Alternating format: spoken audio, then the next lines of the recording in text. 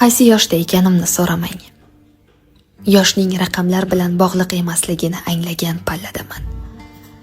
Ichimda ba'zan quvnoq bir bola, ba'zan esa charchaydigan bir qariya yashaydi.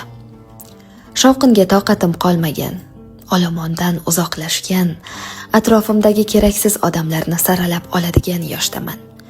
Quyoshning chiqishi va botishini shunchaki hayrat bilan tomosha qiladigan emas, chiqqan quyoshga shukr qiladigan, botgan quyoshga esa biroz mahzun bo'ladigan yoshdaman.